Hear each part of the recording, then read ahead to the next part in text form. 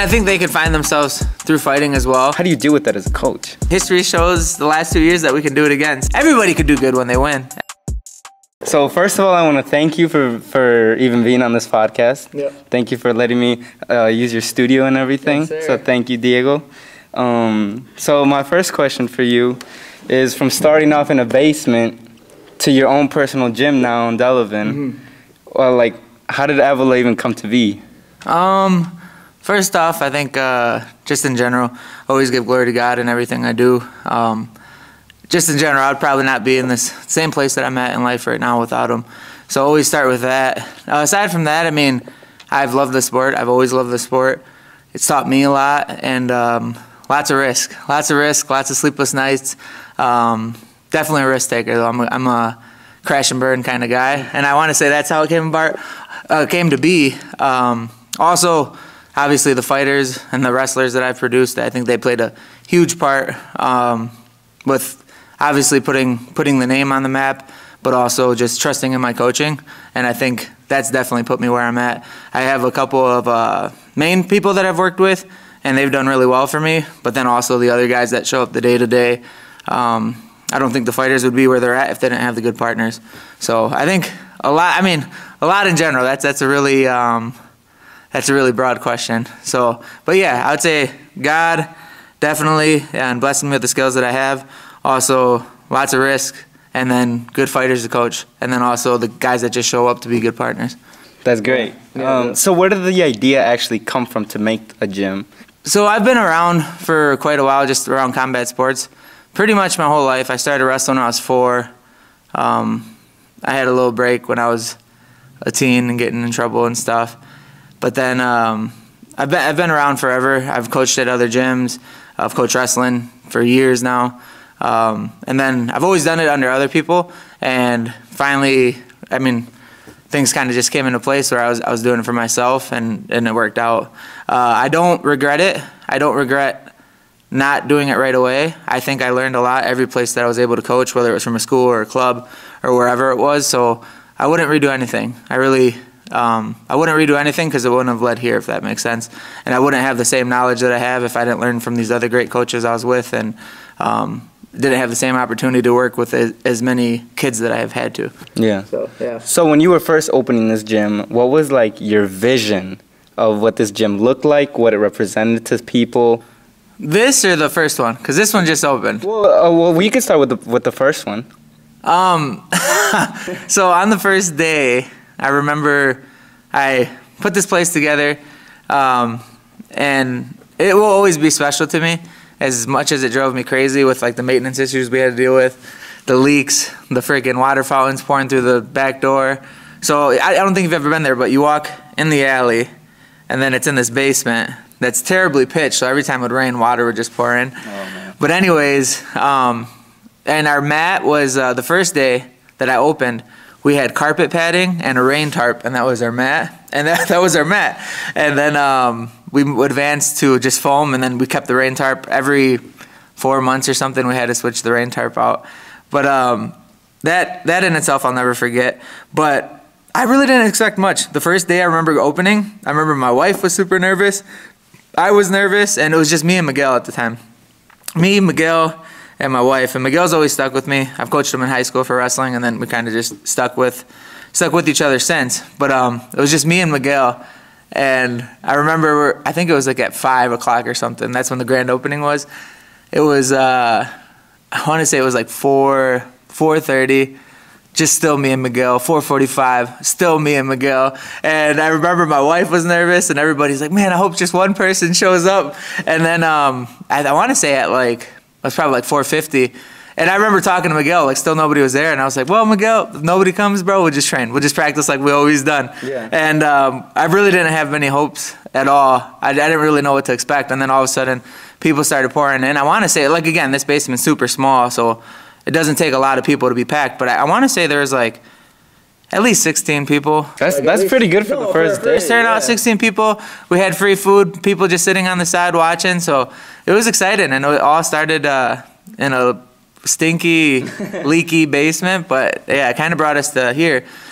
Overall, though, I planned on it just combat sports, teaching what it's taught me, not even so much the competitive aspect of it. I'm really, truly not even a big fan of the competition, like the fights. Like, I love the fights. I think the fights are beautiful. I think setting other things up, that's beautiful in a fight, but I'm really not even a huge fan of like being there. I love watching them. I hate being there. I mean, unfortunately. Like being in the actual fight? Or? Being at the fights, yeah. Because then it's not, I mean, pretty much the people that are like-minded as far as like they look at martial arts as like a pure like martial art where it's a beautiful thing, you're painting a picture out there, is the promoters, the coaches, and the fighters. Everybody else, I mean, there's some people in the crowd that might respect the game just as you do, but then you have the alcohol that comes in and whatnot, and then it's just, you know what I mean? It's not my vibe, but yeah, I planned on just like martial arts, just teaching what it's taught me in life, and that's what I wanted to be able to give to the community, to give back to the community. It could be an escape for kids, right? Yeah. It was an escape for me, and when I even went away from it, I came back to it knowing that like it can give me that same adrenaline rush that doing something that would probably get me tickets would do. It could be that for other people, you know, and it's just taught, like I said, it's taught me a lot in life. I equate life to a fight, and even though it might be gruesome to some, but like it's so real to me. Like life is a fight, and there's so much that fighting will teach you that when life hits, it will be similar, so you have that same understanding kind of. So I just wanted to be that for the community. I wanted to be that for the people, whether they're just a kid that's going to school, he's a great kid, whether he's a bully, whether it's a gangster, whether it's a dad, whether it's a police officer. And we've had that. We've had some rough dudes, and we had some police officers training in the same room, and it was awesome. So it really just brings everything together. Do you believe that you're making the town of Delavan a better place? I would say so. From growing, because I'm guessing you grew up here. Right. Yeah. I grew up in Beloit, and that got me into trouble. And I was in trouble. I was just a troublesome kid. I was wild. I got expelled from both schools, just around drugs, around gangs, and all that. So again, if I can be that escape, it means a lot to me. You know what I mean? I see some of these kids come in, and they have that same look on their face where they're mad at life and they don't trust anybody. And most people would push people like that away, but I look at them and I'm like, that was me. Like, that was me. Like, this is for you. Like, this place is for you. Because I wish I had that. You know what I mean? And I think it could have saved me a lot of trouble at the time. And then especially with a coach that can relate to it. You know what I mean? Yeah. I think it's making the town a better place. Like make the community a better place too. Yeah, absolutely. And I think safer for sure. Because again, some people that don't have, I would say they have a narrow knowledge on life, just in general, how dangerous things can get. Like, they might call this violent, but you have these guys, like, they beat each other up in here. And again, it's changed since I was younger. Sparring when I was younger is you try to knock each other out every time you go. And now we have a better understanding of how the brain works, so we're only going like 20% to the head, 100 to the body. But then, again, you'll see these guys like punch each other right after, they're hugging each other, and then right after practice, I have to like kick them out because they're just hanging out with each other, talking and talking. So I think it's a beautiful thing, and the camaraderie that it builds is like, it's amazing. And in general, like, some people might say it's violent and it's savagery or whatever that they might call that. They might call this those like things, savage? Right? Yeah, savage, and like it's violent and all that. But it's like, is it really though? Because I know people that if they didn't have this, they would be the kind of person that would come up behind you and hit you with a steel club behind the head. So it's like, what would you rather have? Yeah, right. Yeah. So it's like, and you can call this that, but at the same time, I'm getting that out of people here in a controlled environment, and also where I can teach them something. Because you know, I run a pretty tight ship here. No swearing. We listen to pretty clean music, like no swear words at all. Christian music, like Christian rap and all that. So I would like to think that overall, I'm making a safer place, and I'm giving these guys a chance that a lot of people won't give a chance. So what about your core values here at the gym? What are you like specifically teaching these guys when it comes to like their ethics or what they believe in? I think that's where we set ourselves apart from a lot of gyms. I really do. I've been to a lot of gyms, and because that's kind of how I learned. I went to a bunch of places, trained, and I kind of stole from everybody, stole knowledge from everybody. But one of the things that would happen, pretty much every gym that I went to, you'd walk in, and right away, somebody would be staring you down, hitting the bag hard, and it was just that vibe. Like intimidating. Yeah. Which, did I like it sometimes? Yeah, sure. But like every day, I probably wouldn't want to train there. You know what I mean? And here, It's like these guys walk in and somebody's coming up to you saying, hey, what's up, what's your name, and like greeting each other. So I think I've created a great environment. Again, these are grown men. I tell them all the time, if they're swearing, like we have an issue. If I'm controlling my mouth as a coach, I need you to control your mouth as an adult. And then obviously I have my kid running around and other kids running around, so I make sure it's a clean environment.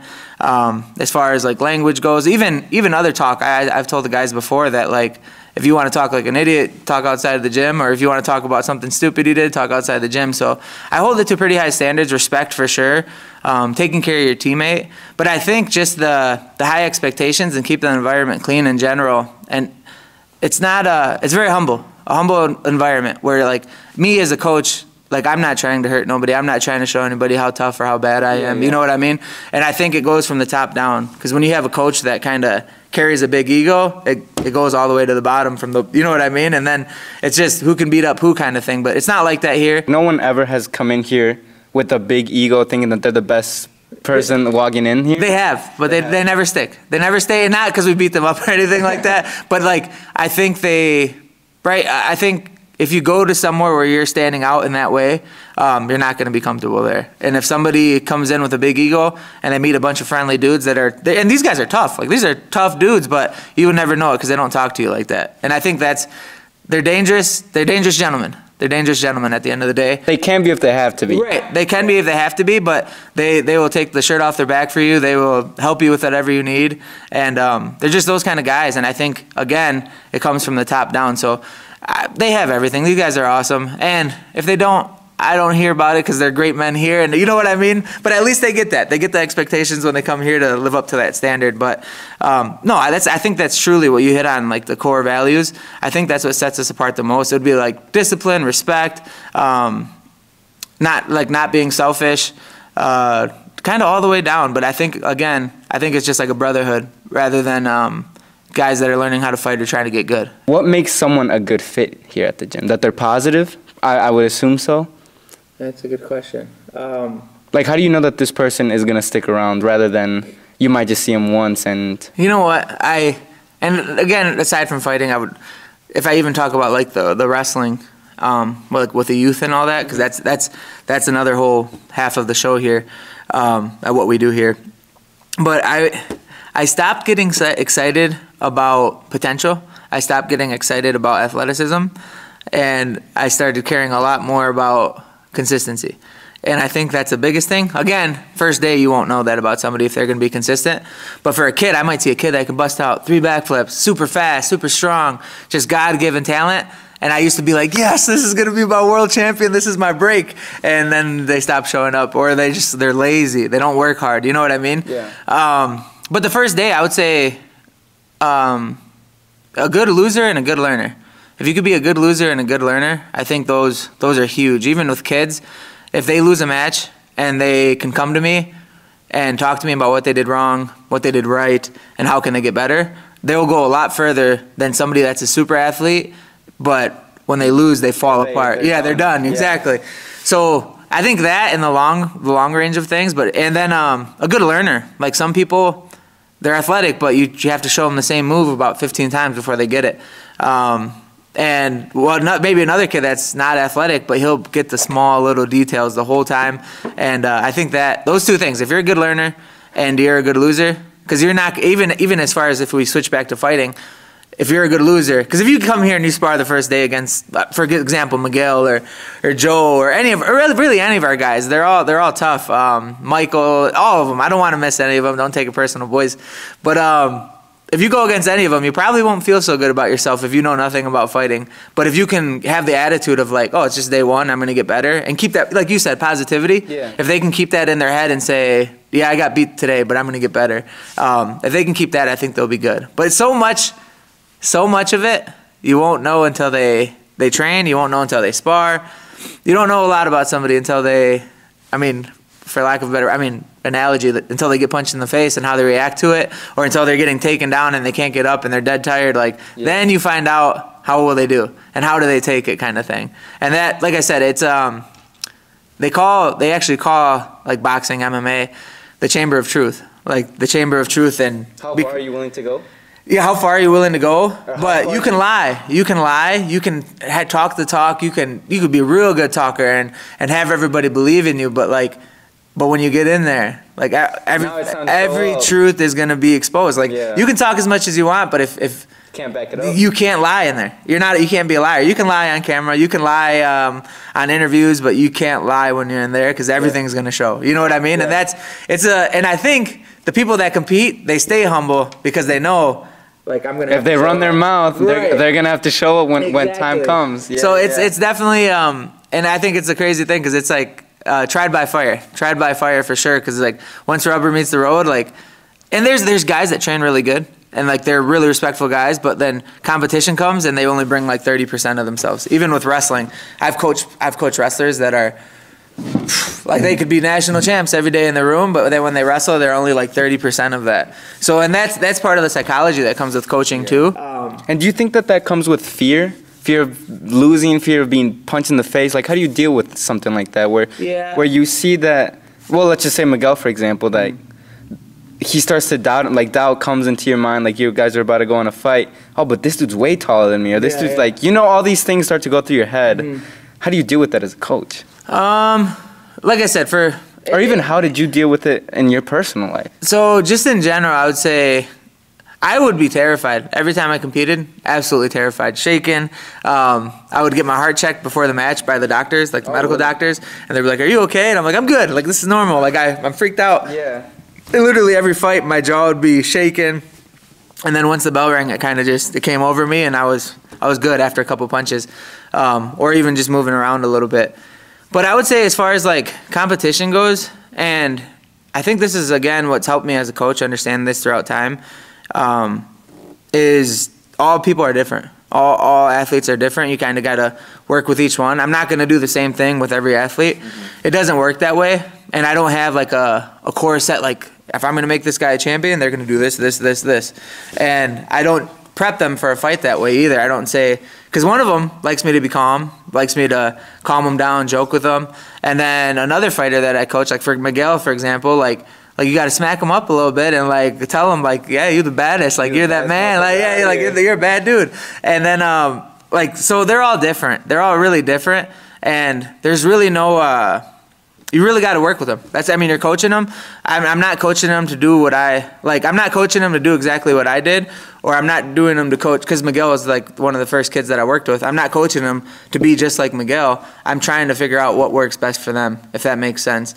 Because like I said, even in wrestling, I've coached so many athletes, and some of them, they would want to be like this person, and then you got to sit down and have the real talk with them, like, but you're not them though. Like I'm not saying you can't be a champion, but like you're a little slow, like you're not that explosive, you're not that athletic, but you work really, really hard. So I think you can be a champion, but this person, they can wake up out of their bed and do a backflip. Like you're not them, bro. Like you can't even barely do a somersault. You know what I mean? Yeah. So I don't ever say that you won't be able to become that person or become the world champion. We just find out what's going to work for them. And I think once you have that talk with people to realize like, hey, you might have to work a little harder with them. Hey, they might get away with partying. They might, not that it's good, I don't agree with it at all, but they might get away with partying because they're that dang athletic and they can show up on the day and still win. Like, but you won't. You won't because you're just not athletic, and then you're going to go, and I really think in wrestling and combat sports, hard work still pays off. And I'll say it, I don't believe that for every sport. Like, I could work as hard as I want, bro. If I'm my height, I'm not going to be good at basketball, bro. Like, you know what I mean? I'm not going to, and at my speed, my God-given speed, I'm not going to be that great at football. Like, so it's like, but that's not true for combat sports. And that's why how I bring kids in too. It's like, it's not true for combat sports. You can be not an athlete at all, and you'll see somebody that's not athletic beat somebody that's athletic just because they work, and then all of a sudden, the super athletic person becomes a human once this person brings the pace on them, if that makes sense. And now they're tired, and now you're not so athletic, and now my hard work's paying off. That doesn't work with all sports. You know what I mean? And that's another reason that I love combat sports, whether it's wrestling, kickboxing, boxing, because like I said, bro, it's a chamber of truth. And if you haven't been putting the work in, and you think you're gonna go out there and beat somebody that's not as athletic as you, like you're gonna find out. You know what I mean? You're gonna find out. So it's probably one of the fairest playing fields as far as sports go, and that's why I love it. Yeah, you guys offer a lot of different types of styles of combat. Mm-hmm. how do you, like, why did you guys pick so many different ones? Well, I guess why'd you pick all of them? Yeah, I would say, like, the ones that we offer. So here we have cardio, kickboxing, shout out, but that's just for people getting in shape. But we have kickboxing, boxing, wrestling, and jiu-jitsu. I always thought boxing was super important, and it sets up your kicks. So we're pretty boxing heavy, and then obviously wrestling heavy as well. Jiu-jitsu, you obviously have to know jiu-jitsu so you don't get your arm broken or choked out. But we picked so many because you have to. You really have to. Like, if it was about the money and it wasn't about winning or creating true martial artists, if it was about the money, I would just have boxing and kickboxing. And I'm a little biased because I'm a huge wrestling fan, but I really think that because, like, I'll even see it on the nights we have it, right? I'll see a huge attendance on boxing and boxing and kickboxing, and then the wrestling days, it's like, dang, like, I thought we were doing good, maybe we're not. But wrestling's like vegetables. Wrestling's like vegetables. You don't want them, but you know if you eat them, they're gonna do you good. And again, as a fighter, you have to have the wrestling. You have to have jiu-jitsu. And you have boxing and kickboxing, but I always harp on wrestling because you choose where the fight goes. Like, if you're a better striker than me, I can take you down, and then that gives me a chance, right?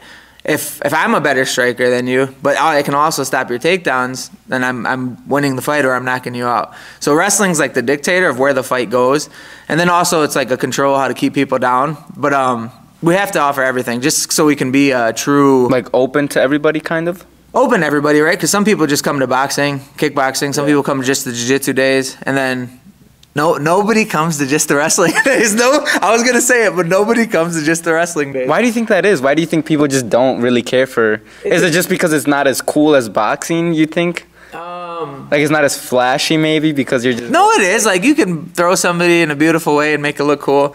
It's hard.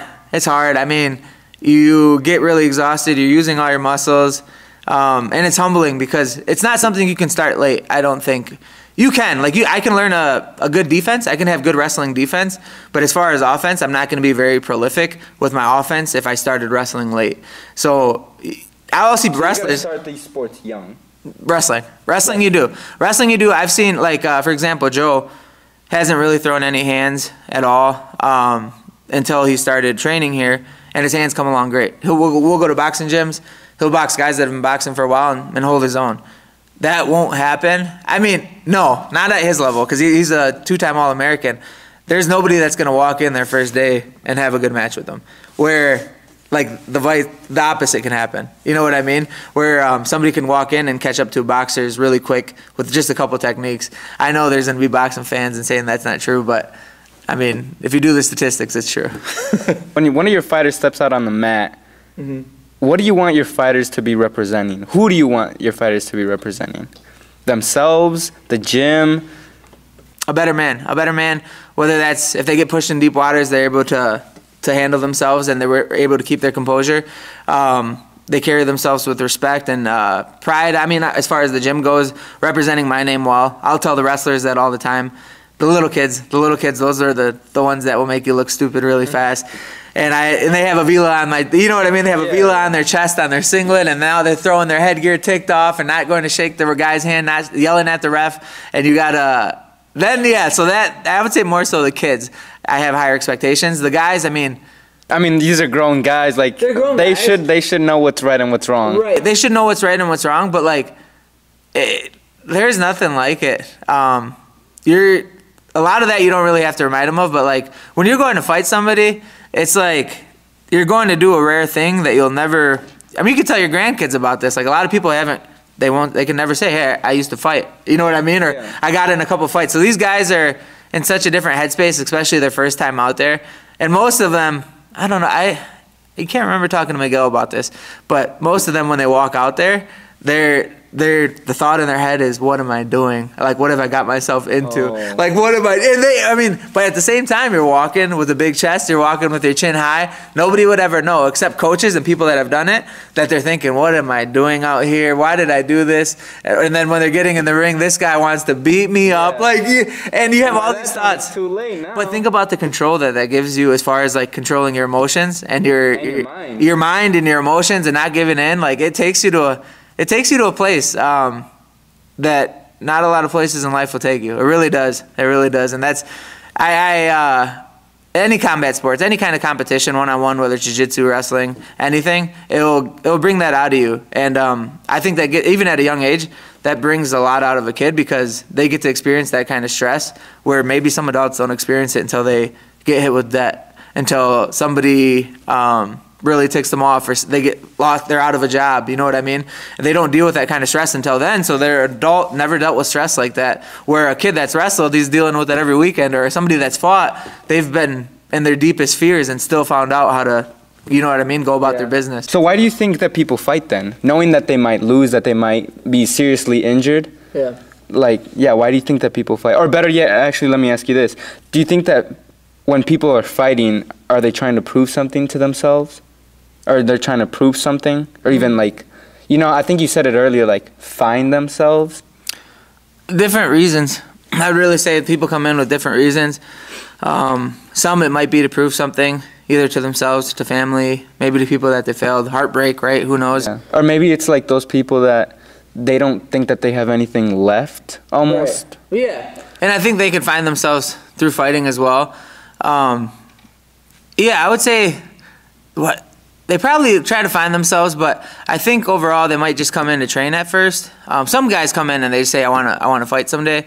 A lot of them come in and they just want to train, and then they'll see somebody like Miguel or Joe or whoever, or Cody or Alex. Miguel and Joe, forget those guys. I keep saying them, but I want to show love to the other guys too. But they see these guys and they see them compete, and I think once one person competes, then they all kind of want to compete. But it's exciting. It's exciting. It's definitely nerve-wracking. It'll take you to a place that you've never been before if you've never fought or competed in combat sports at all. Whether, like I said, any combat sport's kind of a scary thing. Jiu-jitsu, right? This guy's trying to break your arm or put you to sleep. Yeah. And as peaceful as they make it, like this guy's trying to break my arm or put me to sleep. Like, you know what I mean? Yeah. So it is. You're going to a competition where they're trying to do that, and I could see where that could be nerve-wracking as well. I would say to find themselves. I think that's to find themselves, but also maybe just to try it. You know what I mean? Some people try it and then probably never want to do it again, which I would totally understand.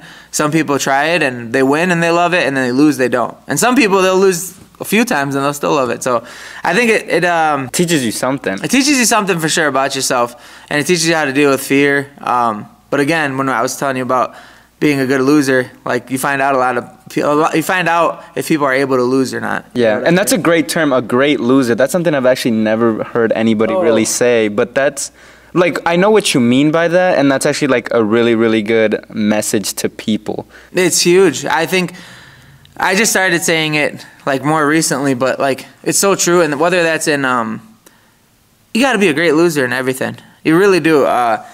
Because if you don't lose, then you don't really know how to learn. We're always gonna lose. Yeah. Right. We're always gonna lose. We're not God, and we're gonna, whether that's a spiritual walk, right? If I lose, I might make a mistake. I might fall one day, and to get back up again, like I need to, right? I got to be a good loser. Whether that's life, whether it's fighting, like you have to be a good loser. Everybody could do good when they win. Everybody feels good. Everybody can keep winning. Winning is not hard. Losing is hard. You know what I mean? Winning is really not that hard. But somebody that knows how to lose and how to get up, and even in business, right? We were talking a little bit earlier. Mm-hmm. I think in business too, being a good loser, like not only trying. But not giving up right away when you lose. Not giving up. Finding out why you lost. Maybe you took a risk in business and it went wrong. It's gone wrong for me plenty of times. But just being a good loser about it. And I don't care if people are laughing at me, like while they're sitting there, nothing against a 9-to-5, but like working there, you know what I mean? They're not taking risk. Yeah. They're not taking risk, and I am. And it's like, you can laugh all you want, but I'm gonna do it again. Yeah. But I'm gonna do it again. Yeah. And when I do, and when it does work, then who's laughing? You know what I mean? Exactly. And so it's like, and I'm a good loser in that way, as far as like laugh keep laughing. Because I'm gonna try again, and you can laugh then, and I'm gonna try again. But eventually, I'm gonna get it. And then when you get it, then they're quiet, or then they're really loud about how much you suck and they hate you. But it's a game of risk, and you have to be a good loser. I am okay with losing. I am okay with risking it. I will say, I don't see a ring on your finger, but I will say it's a lot easier risking when you don't have a wife and kid, because you could just risk it. I mean, right, bro? I could live off friggin' ramen noodles in a 1-bedroom apartment and be a gangster about it, but you can't really do the same when you have a wife. So I would definitely encourage everybody that does seek to be like even entrepreneurs or even train, right, to train hard. It's gonna be a lot easier even without a girlfriend, but definitely without a wife and without a kid. You can risk more. But at the same time, I don't want to, baby, I love you. But at the same time, I would say a wife and a kid give you definitely a different kind of motivation too, but where you can't be a loser. You know what I mean? Like I won't have a choice. Right, yeah. There's no quitting when you have a wife and a kid. And I mean, what kind of influence are you putting on your kids? With my child, like I try to be, that takes me back, but I try to do stuff that he sees that I want him to be proud of. I want him to feel pushed. I want him to feel like, dang, if Dad did this, I gotta do that, or I gotta be more than that. You know what I mean? And I think I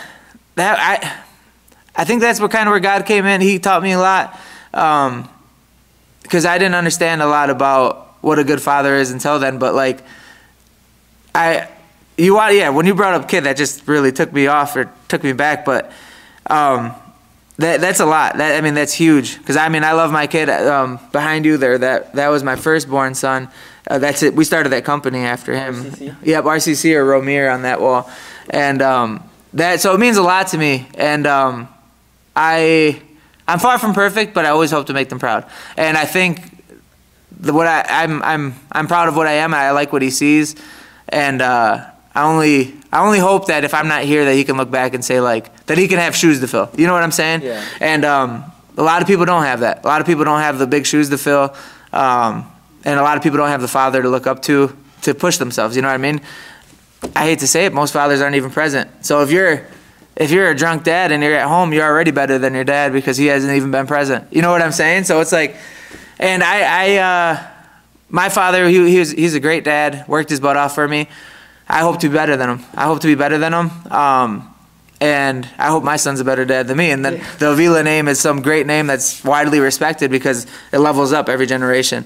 And I really want my son to be better than me. Yeah, and I know exactly what you're talking about. Obviously I'm not a dad, but I am an older brother, and if there's one thing I want my older brother or my little brother to know is like, I want him to be so much better than me. Like I want him to be the man that I can't. I love that. And it's like, and sometimes I push him, and I know that he doesn't understand why now. And he's probably not even gonna watch this podcast, but you better know. But like, I have such a big expectation for my brother to be just a better person than me, and to be better. And I know that he's like, I don't know. I love my brother so much, and there's so much I expect from him. No, absolutely, and I think that's huge. One, you leading the way, and then you just being supportive too. And most brothers are like that, but there's some dynamics that it gets weird where, you know what I mean? It might not be a good thing if you're better than your older brother or whatever. But no, that's awesome. And like I said, I think just leading the way and making my kids proud of their dad. You know what I mean? Like, yeah, that's my dad, and like just carrying the last name with pride, and also just like having some responsibility. Just having my last name, like you have to be some certain type of man if you have this last name. You know what I mean? Yeah. So I really love that, and even my family name has been through the mud a couple times, and it was just with people trying to, with drug dealing, with gang banging, and all that. And I really put a big emphasis on trying to turn that around. That's why it is Avila. You know what I mean? It could have just been Combat Laboratories or Delavan's Combat Laboratories, but I really plan on making that name mean something. And it means a lot to me. That really does mean a lot to me to have my last name mean something and clean up my last name a little bit. That's amazing. Yeah. So it's definitely a big part of the name, but it means a lot to me to clean my name up and have it mean something. I always see like on your stories and stuff on Instagram how people should, and then going back to the 9 to 5 too, people should really stop being as comfortable as they are because they don't learn anything. And so is comfort to you one of the reasons why most people don't achieve great things or don't never like reach their full potential? And you probably read it because I showed it to you, but there's this quote by David Goggins that says, "You are in danger of living a life so comfortable and soft that you will die without ever realizing your true potential." I do. I really think one is risk, and it's all about risk, whether it's combat sports or anything. But comfort, man. But you know what's crazy?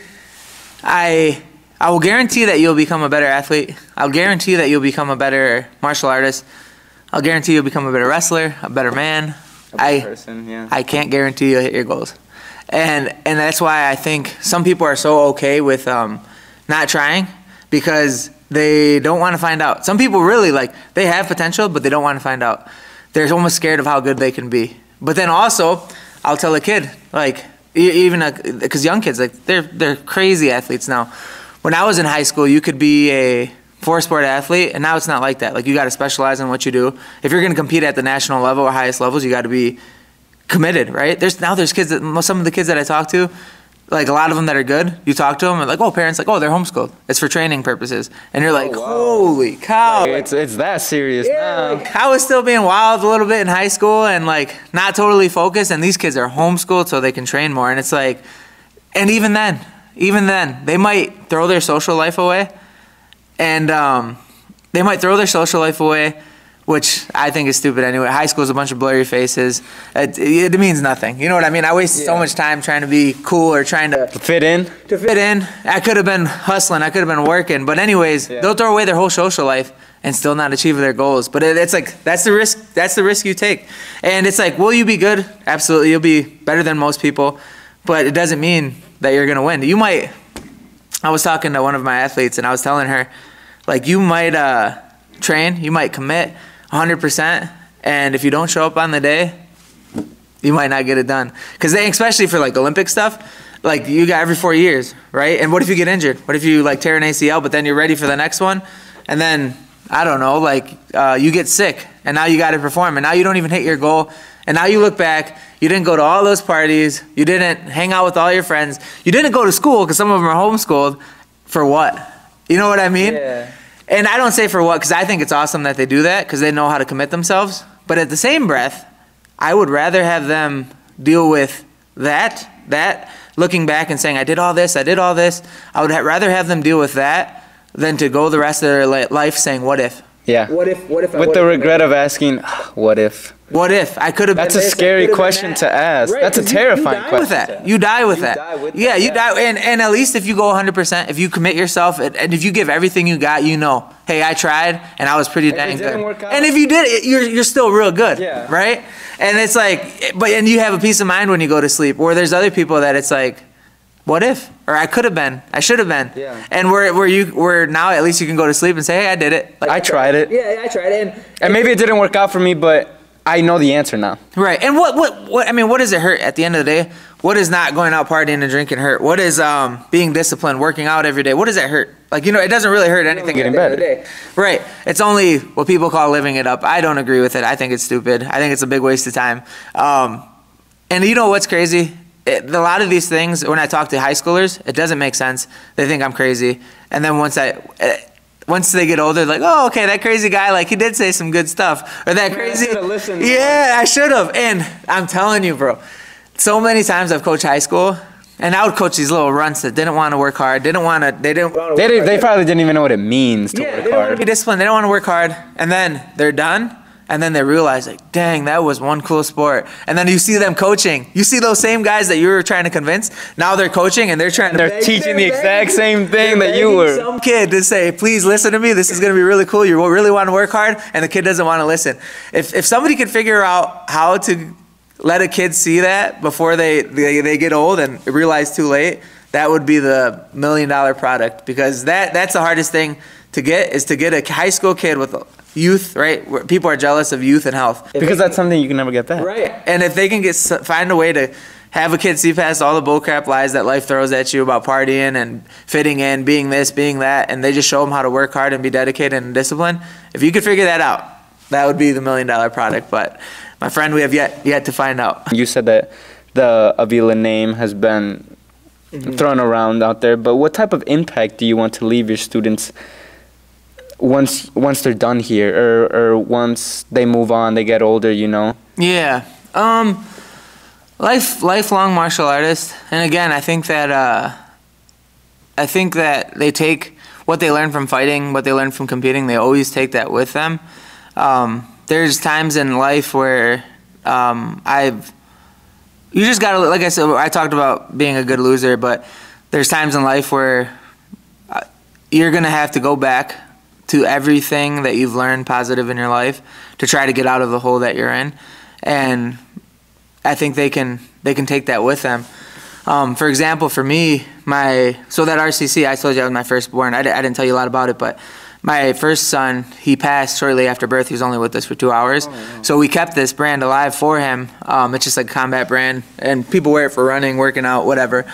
But that was something that it took every good coach, it took every spiritual mentor, my pastor, Jeff Contreras, like it took everything positive that I learned to go through that. And I'm thankful for everybody that was there for me, for my youth, teaching me these lessons. And again, a lot of them meant nothing to me until they did. You know what I mean? Until I was literally in the darkest place in my life that I wish upon no man. But that you'll need that. You'll need those positive people. You'll need all those lessons to get through something like that. And it doesn't go quick, man. It doesn't go quick. For anybody that's like dealing with it too, dealing with losing a child or whatever, it's not. Some days it feels like you are doing better, and other days it feels like, dang, it just happened. Like it just happened again.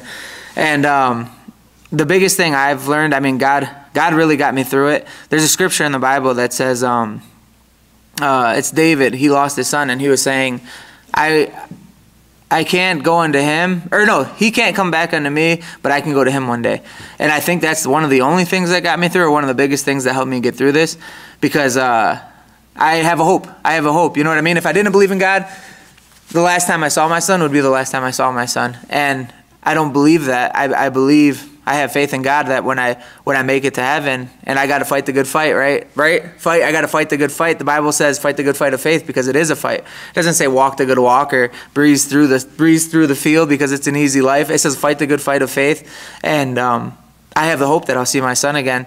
And that's one of the biggest things that got me through, because if I had no hope in that moment, if I had no hope of seeing him again, I'm not sure how I'd do it. You know what I mean? The only thing that gets me through it is I'm going to see him again someday. And I got to do my best to make it. I believe that I got things in my character that I got to fix. That I read the Bible, and even those ouch scriptures that hurt that I don't want to change, like I have to change if I want to see my son again. And there's things that I deal with, but that ultimately is my hope. Hope to see him again. And again, all these lessons that came into play when I went through that, I think, like I said, the good coaches, my pastor, the people that have taught me all these things to help me get through things like that. And again, I don't wish it upon no man. And it takes you places, man. I think it was like 3 years, bro. I thought I was done dealing with it. And it was like 3 years, and things didn't change. Because there's two types of people. There's people that you can go through something, and you can go through something, and well, I'm not going to kill myself. So it's like you just go through it, but you never heal. You know what I mean?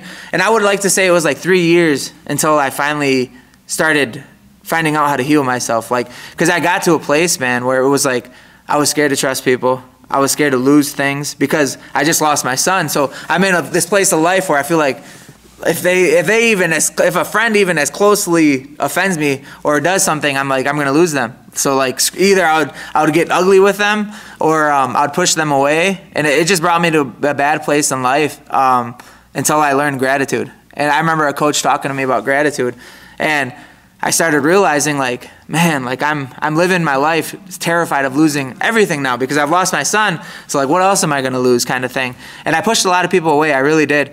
I probably treated people messed up that I shouldn't have. I was mean to people that I shouldn't have been mean to. But until I understood gratitude, and instead of like waiting for somebody to leave you, or waiting for something to go wrong. Yeah. Instead of waiting for something to go wrong, I was grateful for when it was going right. if that makes sense. And now I really have this grasp on gratitude. Like, man, life is great right now. But you know what I mean? I might get hit by a car and all of a sudden life's bad. So instead of waiting to get hit by a car, just be happy where you are now. And it's so crazy because it seems so simple, but I really understand that concept now, that because I lived in that where I was like waiting for something bad. What's gonna happen now? What's gonna happen now? Am I gonna lose my job? Am I gonna get? And then you can never find happiness in that either. No. And then I finally just realized what you have. Hey, I'm gonna appreciate the sun, and when the storm comes again, I'll be ready. You know what I mean? I'm just going to appreciate what I have now, and when it comes again, I'll be ready. I'm going to appreciate the people I have now, and when they're gone, I'll be okay. Can you say that quote one more time? I'm going to appreciate the sun, but when the storm comes, I'll be ready. That's a great quote. I love that. As like it's just gratitude, man. It really is, and it's just like I'm done living in fear, like again of taking risks, but also just fear of bad things happening. You know what I mean? I lived that for a while after I lost my son. Obviously, because you lose one of the biggest, like the most important thing in my life I've lost. So I was just waiting to lose things, and I'm done with it, man. I'm living. Who's here in my life is here in my life, and I'm grateful. And if they leave, I'm sorry. I'm gonna still be okay, and it'll suck, but I'm still gonna be okay. But I'm grateful for everything that I have, and I'm really enjoying everything now. But I know storms come, and I'll be okay. Instead of going like this, you know what I mean? I'm going to be okay either way. We were talking about Kevin earlier. You know that he actually has a book he made. It's called Extreme Gratitude. Yeah. I think I might give you a copy. I think you could learn a good thing or two from that book. It's a really good book. It's a little bit short, but shout out Kevin, but it's a good book. I think you would appreciate it. Yeah, no, definitely. And that's I'm sure me and Kevin could probably have some good talks too about gratitude in general. Who else should people be looking out for in the upcoming future? Like, what other fighters are coming up that you're seeing and they're like, these motherfuckers are good too? Yeah, I would say I mean, right now, as far as like people that are competing, Manny Garcia, he's had multiple kickboxing matches, but he just had another one. He trains here, really good kickboxer, and he's working on his wrestling with some of the best wrestlers. Even Miguel's a great MMA wrestler. Joe has the accolades of peer wrestling, like college wrestling, and somebody like that. If you bring a striker here that really is really good at striking, they're gonna get what they need from the wrestling, and they'll be dangerous. So Manny, Ian Mullen, he's another one. He's a really good wrestler, and he's getting his hands figured out. Joe Arroyo, he's a two-time All-American from Parkside, and his hands are coming together really nice, and he's definitely one to watch out for. I have to be careful because there's like contractual stuff that it's going. There's only so much you could say. Yeah, there's things that are happening behind the scenes. But yeah, stay tuned on Joe, stay tuned on Miguel. They always got news dropping all the time. But yeah, I would say look out for those two for sure. And they work they're the same weight class. They're training partners. They work together a lot. So I mean, iron sharpens iron, and it really does. And you can see it with those two. And then I know a couple guys that want to get competing. But again, we're still really young. This is my second year as an MMA coach. So we're getting guys that have just started competing, if that makes sense. Yeah. So and we have kids that are really good. I coach Alexa Thomas from Badger, and that's one of the kids that I have pretty close.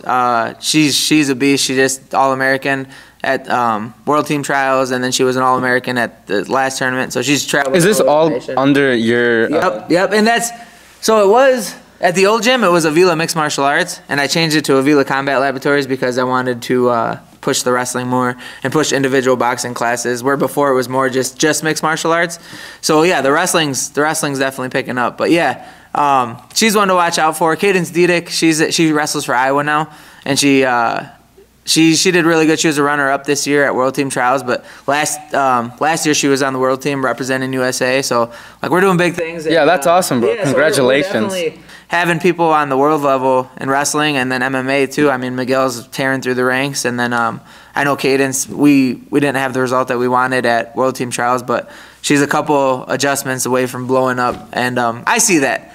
People that are there at the competition, they don't see that. They just see the result, right? But I see like they're figuring it out, and once they figure it out, they're gonna be freaking amazing. So I see it, and I'm really excited for her. She's a couple adjustments away from doing some damage because she's a great kid, and that's another person I wasn't able to talk about as far as like leading the way.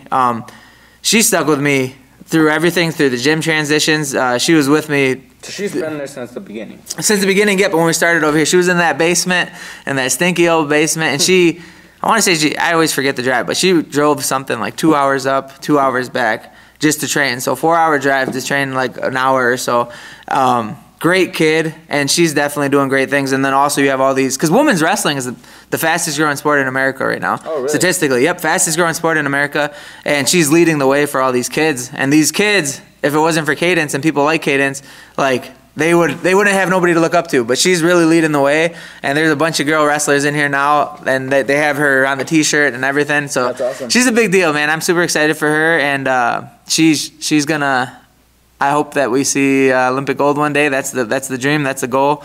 And she's just overall, she's going to be a life champion forever. Great kid, does everything right, crosses her T's, dots her I's, eats right, sleeps right, and does everything. So the people like that, that's who you want to be the representative of your gym. Like I am honored that we cross paths and that she's able to represent us in that way. When people sign up, they don't like have to compete, right? No, absolutely not. Okay, like people could just do it for fun? Absolutely. Well, wrestling's a little different. Like, I obviously want to push the kids to wrestle and compete. I try to tell the parents, like, have them do it now, and it's going to teach them so much, because I don't want them to compete. Even, like, the new kids, if you just compete once, like, yeah, after your second year or first year, you compete once. But I push the kids to compete more than the adults. The adults, bro, you don't have to compete. You can just come around, be around some killers and learn how to fight and just be a part of the vibe. You know what I mean? I'm asking because I actually want to learn how to box. Yeah. I've been super interested in knowing how to box, but I've never been in a fight. There's no reason for me to fight somebody. Yeah. I just think it'd be cool to learn because I like being an athlete. And I think it's a new hobby, and I would be interested, and so is my cousin. And I would love to train here. First class free sign up? No, I'm playing. But I don't necessarily want to compete. It's just more of a let me learn a new hobby type of thing. Yeah, I think. Because I also don't want to throw a punch at somebody one day and look like an idiot. Yeah. No, and I think, how does that quote go? It's better, come on, you'll know it once I get going on it, but it's better to be a warrior. I'm going to mess it up and people know it. I don't want to mess it up. But it's better to be a warrior in a garden than a gardener in a war, if that makes sense. Yeah, so it's better to possess the capability of being dangerous and not be dangerous than it is to have to be dangerous and not possess that capability. Yeah. So I think, just in general, like people come in and again, they learn how to fight, they learn confidence, they learn resilience. Even in the practice room, like I say you learn a lot in a fight because the fear becomes real. Because here, again, we only go like 20% to the head. It's light sparring. We understand how the brain works now, right? When I was sparring, when I was younger, we thought, and it sounds stupid now, but we thought the harder you get hit in the head, the stronger your chin is. Yeah. And it's definitely the opposite, where the more you take those hits, the less you're going to be able to take. That's why you see boxers that when they first start, they're able to take a sledgehammer to the face and nothing. And then all of a sudden later in their career, they get hit and it's like they fall and you're like, what? Like, well, how did that happen? And it's because it's that deteriorating the hits and the hits. And that's why here, if you don't plan on competing, bro, I don't need you taking damage. I want you to learn how to fight, but you don't need to be taking your brain. You know what I mean? You don't need to be losing brain cells like that. And I think teaching our guys to go 20% and just keeping it light to the head is huge. But yeah, you don't have to compete. You save and if you want to compete, save those big punches for the fight. You don't need to lose brain cells here. So it's like a lot of people are good about that, and I push that because I mean, if I wanted to hurt somebody, I could hurt them in sparring. But like, if I'm not doing that to you and I can hurt you, please don't be that person and do it to somebody else. You know what I mean? Yeah. So again, it goes from the top down. But yeah, I think again. You walk around with confidence. You walk around knowing that if you had to be dangerous, you could be dangerous, rather than seeing red, bro. Because like that don't work, bro. Like you're in the like talking all your shit and then you get your shit rocked. Exactly. Because if you go against the wrong person, you can see as much red as you want until you see black when they knock you out. And that's the cool thing about these guys is like.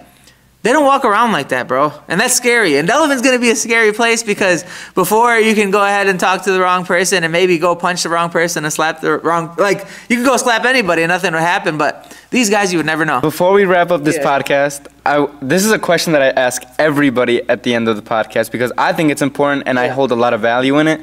What are your goals? And that could mean like you and yourself or in the gym, like gym-wise for the future. I mean, me personally, I got to keep it in the front. And I mean, there's times where I don't, and I got to keep it in the front.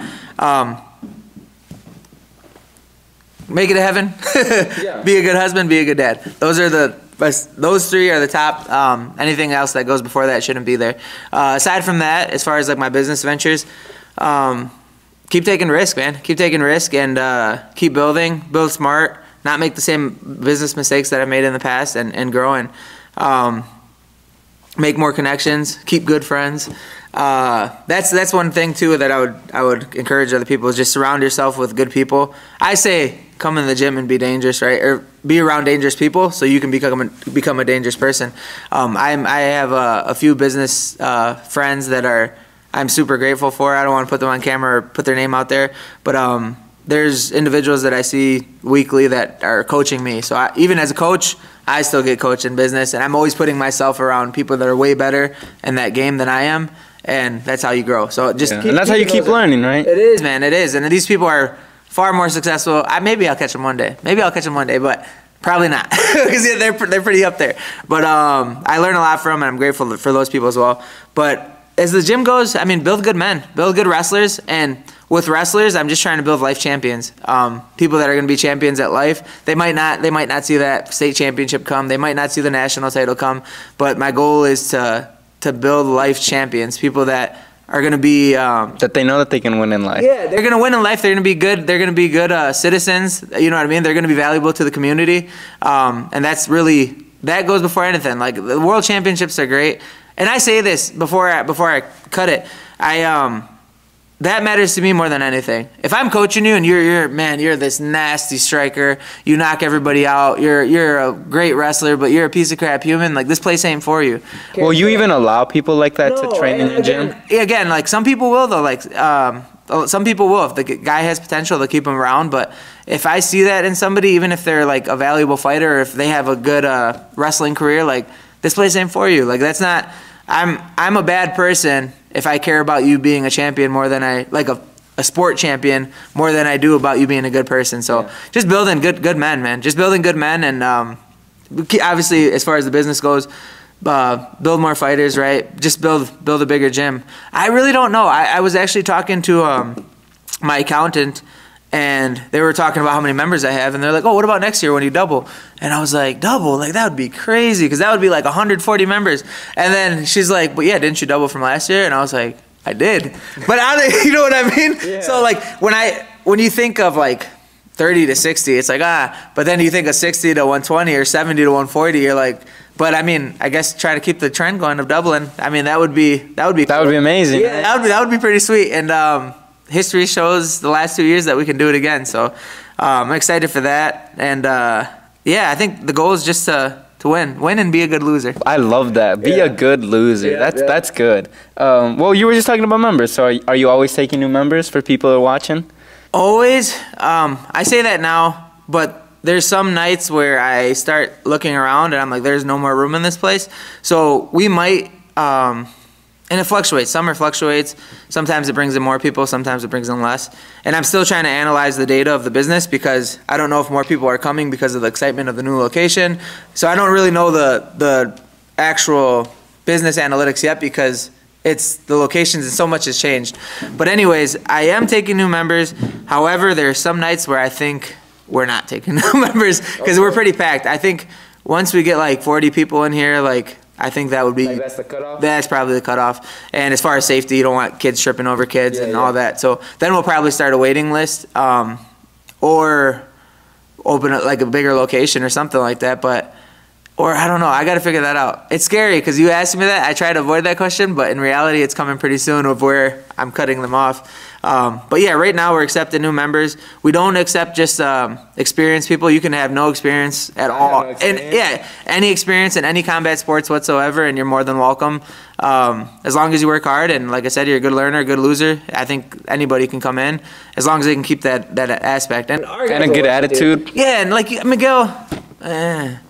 Don't go with him when he's at a fight camp. When he's in a fight camp, then I won't put you with him. But anytime outside of a fight camp, he'll go with somebody that's brand new and he could take care of them. Like he's that type of guy. He'll give you a lot of pointers. Super cool. Miguel's, all our higher level athletes, they're super cool with working with people and like giving them experience. And and you're in the same room as them. It's not, right now we don't have that separation of where there's like beginners and like a beginner practice and like an advanced practice. Yeah. So you're in the same room with them, and these guys will take care of you as far as like, they can totally knock you out. They have the ability to do it, but they won't, just because they're good dudes and they'll show you stuff. So open to anybody. And yeah, right now we're taking new members, kids, and I think if they plan on having like a martial arts career, you definitely want to start them young with wrestling. And just in general, man, combat sports teaches you what so many sports can't. And yeah, you need to get your kids in here. If your kid's not here and you're in Delavan, I don't know where your kid's at, but they need to learn about combat sports and being a life champion for sure. So how do people sign up? Come in, and then all you need the first day, just show up with workout clothes. If you're under 18, have your parent come with you to fill out a medical waiver, and then your first class is absolutely free. If you love it, come back the next day. We'll start taking care of the financial aspect of it. If you don't love it, you don't got to come back. You're not tied to anything. So the first day is absolutely free. Come check it out. Again, if you love it, come back. If you don't, you're not tied to anything, and at least you tried. So where do people find you at? Do you have an Instagram? Do you have Facebook? Maybe a phone number? I have Instagram and Facebook. Do you guys have a website? Nope, just Instagram and Facebook. And then I am actually not going to do my number because I used to have my personal number. I'm trying to change that because my phone's been... business? Yeah, I'm trying to figure that out. So I got a business number that I'm going to be putting up soon. But either way, 307 South Wright Street, Delavan, Wisconsin.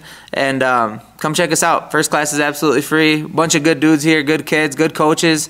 Our coaching staff is evolving every day. I run the MMA. Jose just came in, Jose Del Barrera, world champion kickboxers, teaching some kickboxing.